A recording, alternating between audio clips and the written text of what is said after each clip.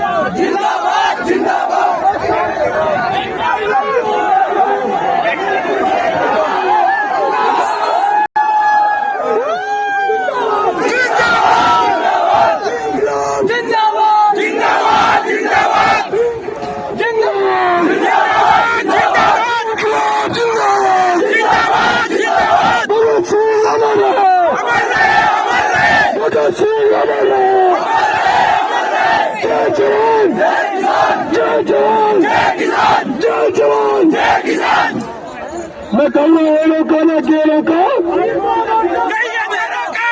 रोको ना क्या रोको, रोको ना क्या रोको, रोको ना क्या रोको।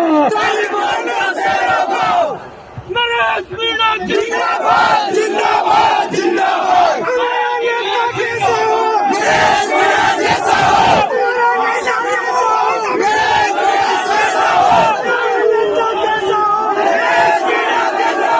I love you.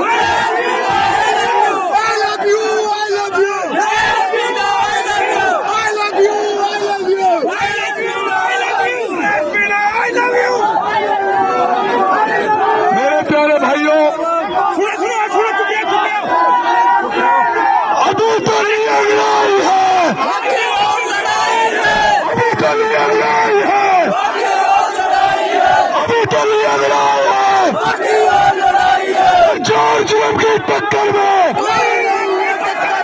George M की टक्कर में, जॉर्ज एम की टक्कर में। मेरे प्यारे भाइयों,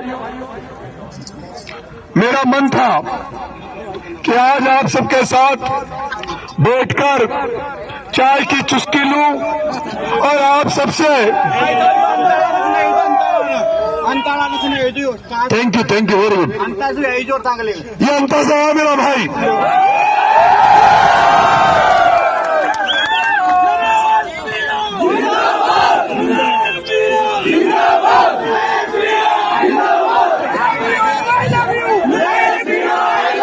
मेरे प्यारे भाइयों, पिछले 25 साल से जब 1999 में जयपुर आया था और 2002 में पहला चुनाव लड़ा, तब से आप लोग, आपके सीनियर भाइयों, मेरे बड़े भाइयों ने और मेरे छोटे भाइयों ने लगातार मुझे प्यार देते रहे। जहां कहीं भी मुझे जरूरत रही वहां सब लोग आप मेरे साथ खड़े रहे और यही कारण था कि अंततः चुनाव हारने के बाद मुझे जयपुर में आज मैंने कदम रखा तो मेरा मन था कि आप सभी युवा साथी, छात्र साथी, मेरे प्यारे भाइयों, आपके साथ चाय की चुस्की लूं और आपसे बातें करूं। आपसे कोई कमी रह गई तो कमी के बारे में पूछूं, आपकी सलाह लूं कि हमें आगे क्या करना है। लेकिन मुझे पता नहीं था इतनी बड़ी तादाद में आप इतनी बड़ी संख्या में आ जाओगे और इतनी बड़ी संख्या में आकर मुझे तो लग रहा था कि चाय पिलाऊंगा, सबको बिठाऊंगा, लेकिन आज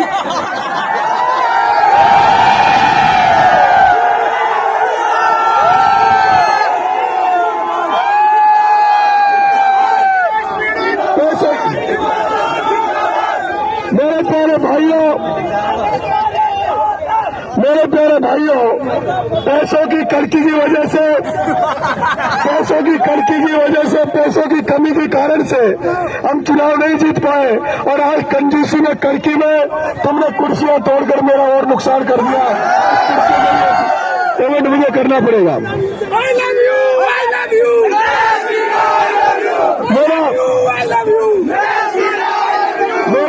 मेरा एक भाई कह रहा है भाई साहब टोडा भीम से लड़ो। टोडा भीम से कितने लोग लड़ना चाहते हैं?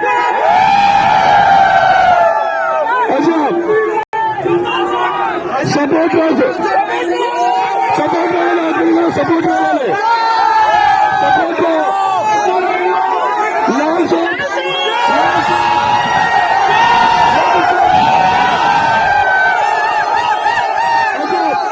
बामनवास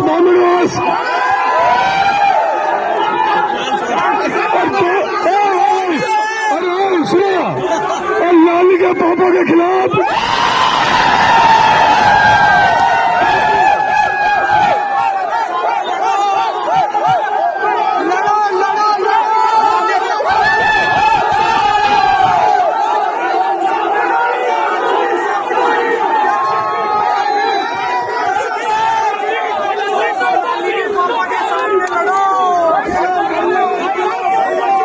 मेरे प्यारे भाइयों, अच्छा महुआ से कितने लोग चाहते हैं? महुआ से और मेरी बात सुनो, प्लीज मेरी बात सुनो।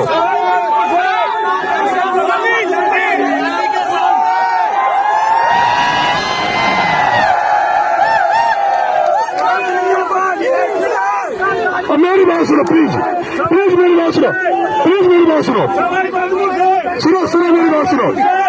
मेरी बात सुनो प्लीज। सुनो, नहीं सुनो अब प्लीज यार। और मेरी काम की बात सुनो।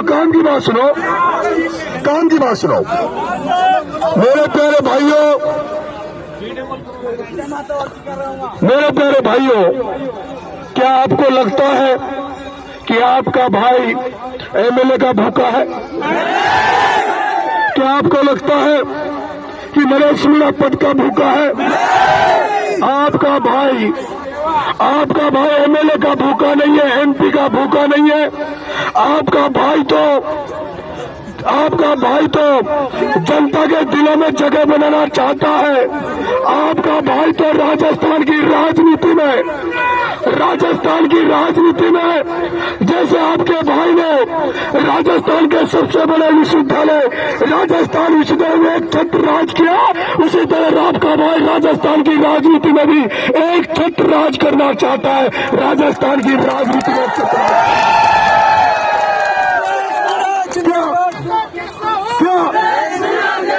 क्या मेरे भाइयों, क्या आप चाहते हो कि नरेश मीणा 2028 का जो आम चुनाव राजस्थान की राजनीति में हो, वो राजस्थान की राजनीति का 2028 का चुनाव आपके भाई के इर्द गिर्द घूमना चाहिए, जिसको एमएलए बनना हो और नरेश मीणा के चौखट में दरवाजे पे आना चाहिए। और नोट एमएलए मेरे भाइयों, जैसे राजस्थान विश्वविद्यालय की राजनीति में जिसको छात्र अध्यक्ष बनना होता था और नरेश मीणा के दरवाजे पे आता था, राजस्थान का मुख्यमंत्री भी तुम्हारे बीच में से निकलेगा, तुम्हारे साथ में से निकलेगा। क्या हम नहीं कर सकते क्या? क्या नहीं कर सकते क्या? जो राजस्थान विश्वविद्यालय में नहीं हुआ वो भाई ने किया, और राजस्थान की राजनीति में अब तक जो नहीं हुआ वो तुम्हारा भाई करना चाहता है। उसके लिए तुम्हारा साथ चाहिए। क्या साथ दोगे? पूरी तरह से साथ दोगे? राजस्थान की राजनीति अब तक अनपढ़ गंवार कर रहे थे। राजस्थान की राजनीति अब तक अनपढ़ गंवार कर रहे थे। हम सारे लोग पढ़े लिखे लोग हैं, हम कॉलेजों से यूनिवर्सिटियों से निकले हुए छात्र हैं। अगर ये छात्र शक्ति, ये युवा शक्ति राजस्थान की राजनीति को बदलने के लिए आज से अगर सोच लेगी, तो मैं आपको भरोसा दे रहा हूँ, विश्वास दे रहा हूँ कि 2028 का चुनाव, क्योंकि आपने देखा होगा टीवी पर चर्चा चल रही है, बड़े बड़े राजनीतिज्ञ प्रचार कर रहे हैं कि अंता का चुनाव साधारण चुनाव नहीं था, अंता का चुनाव भी 2028 का चुनाव था, जहां अंता के चुनाव में बीजेपी और कांग्रेस ने मिलकर एक लड़ाके को हराया है। लेकिन मैं चैलेंज कर रहा हूं, तुम तैयार हो जाओ बीजेपी कांग्रेस वालों, हम आ रहे हैं वापस लौट कर, और 2028 में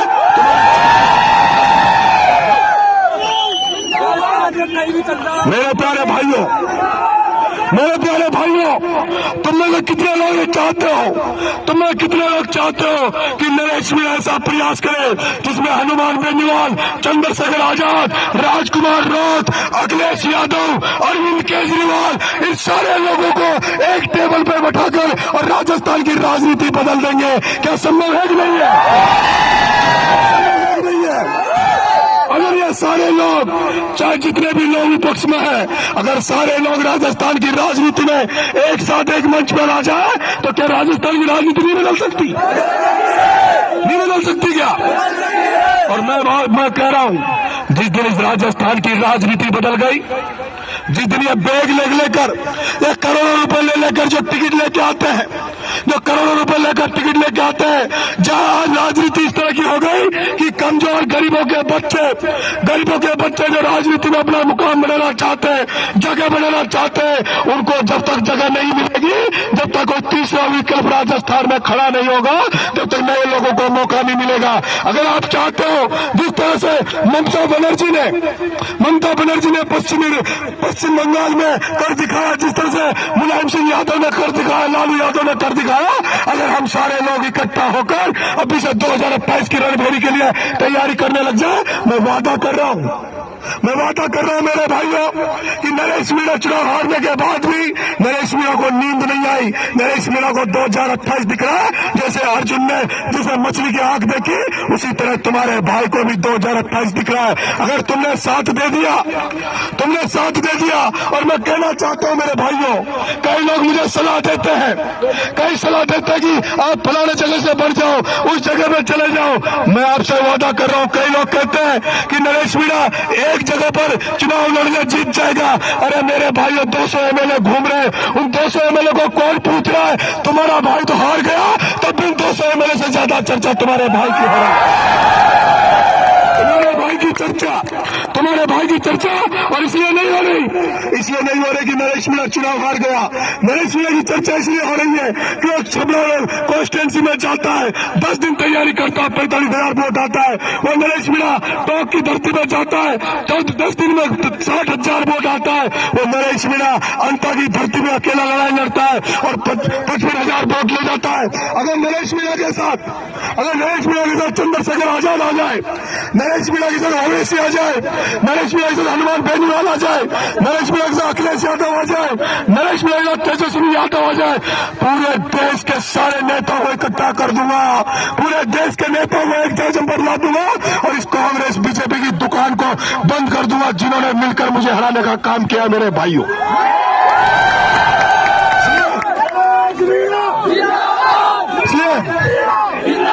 इसलिए आप तैयारी करो। पहले तो मैं जा रहा हूं हाड़ौती में जा रहा हूं।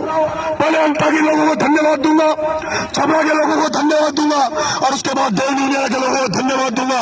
उनकी समस्याएं लिखूंगा जो एमएलए बनकर नहीं कर पाया, बिना एमएलए बने इस राजस्थान की राजधानी इस राजनीति में ऐसा कर देगा तुम्हारा भाई, जो अभी तक हुआ नहीं होगा। लेकिन मेरे भाइयों,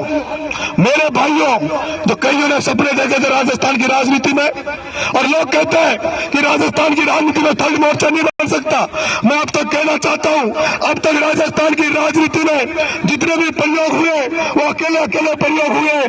पहले डॉक्टर साहब ने अकेला प्रयोग किया, हनुमान बेनीवाल ने अकेला प्रयोग किया, घनश्याम तिवारी ने अकेला प्रयोग किया, कई और लोगों ने अकेले प्रयोग किया। लेकिन जिस दिन सारे लोग एक जाजम पे आ जाएंगे, छात्र शक्ति, युवा शक्ति, किसान लोग एक जाजम पे आ जाएंगे, मैं आपको भरोसा दे रहा हूं, हाड़ौती को तो आजाद कराऊंगा, लेकिन राजस्थान की राजनीति में भी बदलाव करके आपका भाई दिखाएगा, आपका भरोसा दे रहा हूं। क्या आप मेरी बात से सहमत हो? और ये नहीं है ये लाल शोट, ये लाली का पापा, इनको 200 का युवा को खड़ा करेंगे, लाल शोट के युवा को खड़ा करेंगे। इसलिए घबराने की जरूरत नहीं है। अभी से काम करना चालू करेंगे। मेरे युवा साथियों, छात्र साथियों, मैं आपसे कहना चाहता हूं, पंचायत राज का चुनाव आ रहा है। मेरे भाई अपने चुनाव में ध्यान रखना, इन बड़े नेताओं के साथ जो घूम रहे हैं, इनको हराना और नए लड़के खड़े करने, नए लड़कों को चुनाव जिताना। मैं चाहता हूं कम से कम 1,000 नए लड़के, राजस्थान की राजनीति में 1,000 नए लड़के सरपंच होने चाहिए हमारे, जो सरपंच बनकर और उनकी गाड़ी नरेश के साथ चले। अगर तुमने 1,000 नए लड़कों को सरपंच बना दिया तो हमें दिक्कत नहीं आएगी, और उसके बाद उन्हीं लोगों में से विधायक भी बनेंगे। ये जो हटे ना कि कलेक्टर बन गया, बड़े पदों पर बढ़ के 500,000 करोड़ कमा के और चुनाव टिकट लेके आ जाते हैं, अब वो नहीं बनेंगे। नए लोग बनेंगे जो आज नई राजनीति के बारे में सोचते हैं, जो